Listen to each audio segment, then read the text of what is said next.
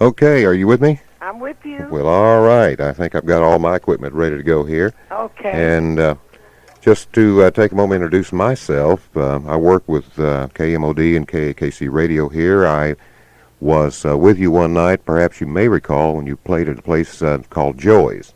Okay. Remember Joey's Yeah. here in Tulsa? Uh-huh. And had big chicken dinner. Uh-huh. I remember that, and had a great crowd that night. Okay. And I also do all the blues work for the two stations here, and within our chain of radio stations, I do others, particularly in Houston, Uh-huh. at an FM station there that belongs in the chain, and I'm starting to do one in New Orleans now, and in any case, go way back with the blues, probably much like yourself. Uh-huh. So I thought we'd just talk a little bit about you coming to Tulsa, maybe a little bit about the history of Koko Taylor. And Well, I'm really looking forward coming to Tulsa. You know, it's been a while now since I was there. But I know every time I come to Tulsa, everybody makes me feel so welcome. And it's just delighted to me to be there to sing the blues. So, you know, I'm looking forward to it. You're home originally Memphis, Tennessee. I'm originally from Memphis, Tennessee, country girl. And I know that you were born the same year that Elvis Presley was born. What did you think about Elvis back in the mid-'50s? Oh, I thought he was great. You know, he's a great artist. What can I say? What were you doing yourself in those days? Elvis is a young kid coming up singing country music, starts doing the black rhythm and blues music of that day and time. What were you doing at that time? Well, I was probably picking cotton at that time. You weren't singing professionally at the time? No. I was singing, I grew up singing gospel. And it wasn't no recording or nothing professional. I was just singing gospel in a little Baptist church.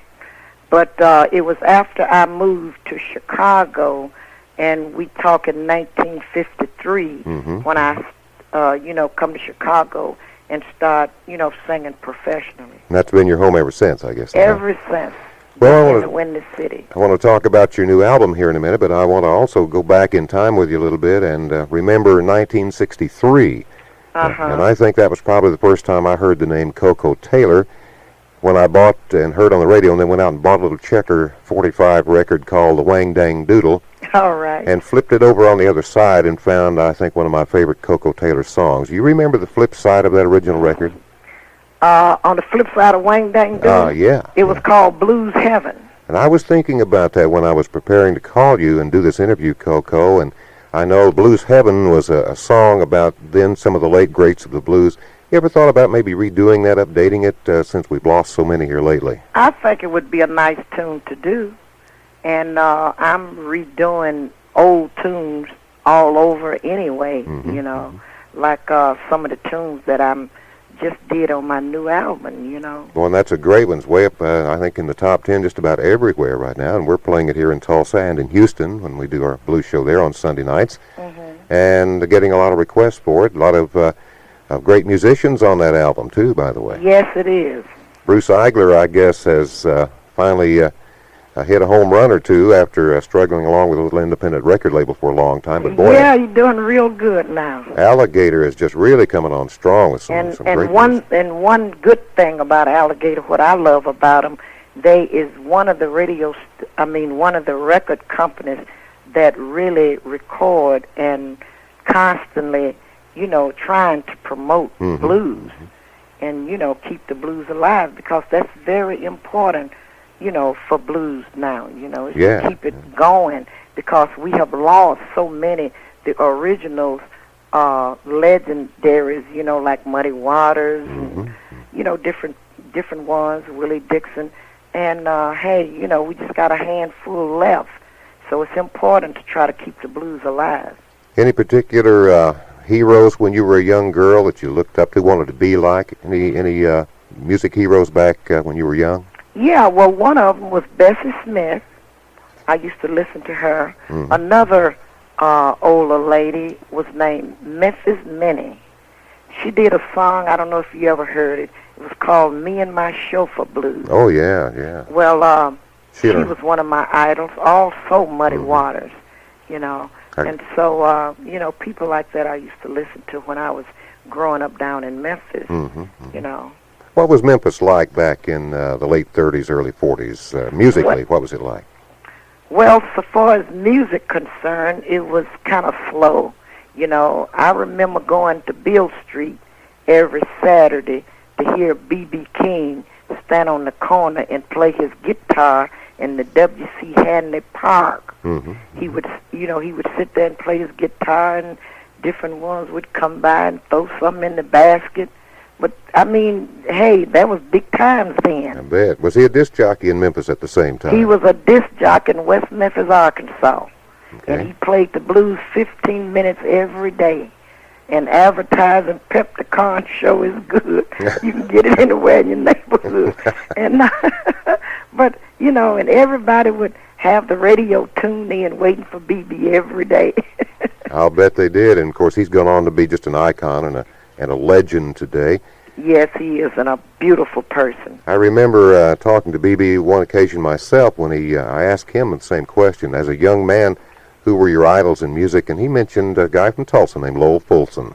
Mm-hmm. Did you record with Lowell in Chicago? I never recorded with him, but, you know, I know him real well, Mm-hmm. and we worked together over the years that I've been recording, you know, many times. Mm-hmm. What was the first record that you ever made?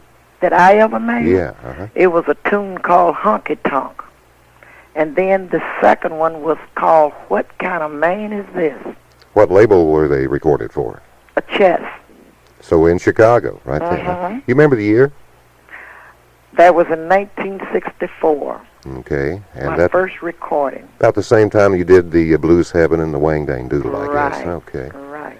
All right. Well, it's going to be a real pleasure seeing you back in Tulsa again, and I think we're going to have some nice weather. Might be a little warm for you. What's it like in Chicago this time of Well, year? today it's a beautiful day, hot here. Mm-hmm. And I sure hope, like you just said, it'd be a beautiful day Saturday when I come to Tulsa, because me and Buddy Guy going to pitch a Wang Dang Doodle. I'll bet. Buddy Guy, of course, taker of just about every award that is possible in the blues the last couple of years. Oh, yeah. But you've been working with him for a long, long time. How did you meet Buddy Guy? He was one of the first musicians I met when I came to Chicago. That's Buddy Guy playing the lead charms on Wang Dang Doodle. Mm-hmm. And Wang Dang Doodle was recorded in 1965. And you have him on your latest album, too, Force of Nature. Yes, I do. So that's an association goes back over 30 years, I guess. Oh, yes. Okay. 1953 in Chicago. You first came there as a young lady, looking, I guess, for a job singing somewhere. Where was your first job, and what was the music scene like in Chicago, 1953? Well, the music scene then is very different from what it is today. When I first started singing in clubs, we only had, the black clubs on Chicago South Side, which was great, But now the music, it like changed. I don't mean the music changed, but I would say the audience changed. Today, it's not a lot of blacks that's listening to the blues. They're not into the blues. And it's 90% white that's, promoting the blues and buying the blues today. And everywhere I go, like the audience is 95% white into the blues. And, so that's how it has changed since the years that, we are talking about. Mm-hmm.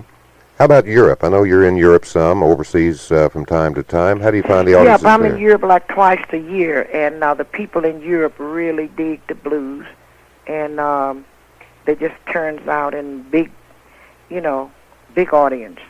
Do you have an opinion as to why today's young black people are not really into the blues like maybe 40 years ago they might have been? Why is that? Yeah, I got a good opinion, and I don't know if I'm right or wrong, but I believe I'm right. If a grocery store don't advertise they got steak, then nobody will never know. Mm-hmm. When you go there, you end up buying chicken, pork chops, and everything else, because you're going to buy what's advertised to you. So it's the same way with the younger blacks. The radio stations, we got big black radio station right here in Chicago. WGCI is one of them. Mm-hmm. They play 24 hours, and I don't want to be so specific just on them because it's like this everywhere that I go. And they play rock, pop, rap, everything. But blues is at the end of every radio station totem pole. Mm-hmm. So for that reason, they don't play the blues. Now, if these radio stations would promote the blues like they promote other music, the younger blacks would buy it, the younger blacks would like it, and they would, they would be into the blues just like everybody else. Now, that's my opinion. Okay, and I've heard that very similar sentiments from others in your same field. Over the years, you've been in this business over 40 years now. Any one particular moment stand out, one real embarrassing situation, or anything that stands out above all of the others over the years? Any one particular show where something crazy happened that you have a fond memory of? Yes, down in Miami, Florida, I was engaged there for, a concert, and something happened. It wasn't no storm, but something happened. All of the lights went out. We didn't have no kind of electric, nothing. And everybody's going crazy because they wasn't going to get a show. Mm-hmm. And I spoke just teasingly. I says, I says, too bad we don't have some acoustic guitars and things around here, And then people going like, well, I live right over there. I got acoustic. Here's somebody else. I got, And they start running out and different ones coming in. We ended up with 4 or 5 acoustic guitars. And my guitar player took a guitar, acoustic guitar, and played it. My bass player played bass on the other one, mm-hmm. and of course, with no electric, I didn't have electric mic, so I just sung with what I had, what God gave me, and that's my mouth. Mm-hmm. And we did a complete concert with no electric, instruments going at all, and everybody just really went crazy. They just thought it was a miracle that we could do that. But we did it and did it well. And it was something stood out in my mind, One of those really warm moments, I guess. Huh? Yeah, it was something really special, because, hey, I had never did that before myself. But we tried it and it worked, and everybody really appreciated us for doing it, Mm-hmm. When did that happen? Oh, God, this has been, at least 7 years ago. Down in Miami, Florida. Miami, Florida. Okay, where are your travels going to be taking you the rest of the summer after you're here in Tulsa? Where to? Well, when I leave Tulsa, I'm going to Denver, Colorado, Boulder, Denver, Colorado Springs. I got about 5 stops in Colorado. And then, we're going to be moving out like Salt Lake City, going to Utah and places like that. Sound like you got a real busy summer going for you then. Oh, definitely. And a brand new album, Force of Nature, one of the top blues albums in the country these days. I know you're very proud of that. Mm-hmm. And Buddy Guy's on there with you, and he'll be with you here in Tulsa. And I guess you work with him regularly, huh? Well, not regularly, but we work pretty often together, like on the same show. Right. Buddy Guy was here in 1992, I think, for Juneteenth, and we'll be looking forward to you and Buddy getting up on the stage together. I guess you'll be doing some separate shows and some duets together. Yeah, we're doing separate shows, but, if it's his choice to, have me to come up and do one with him, I'll always be happy to do so. Okay, that's Saturday night, Juneteenth celebration in Tulsa, the big blues night here in T-Town, and it is a free concert, and we want to invite everybody out and all the Koko Taylor fans here in Tulsa. I know we'll be out to see you, Koko, and thanks for visiting with us. Well, all right. Thank you for calling.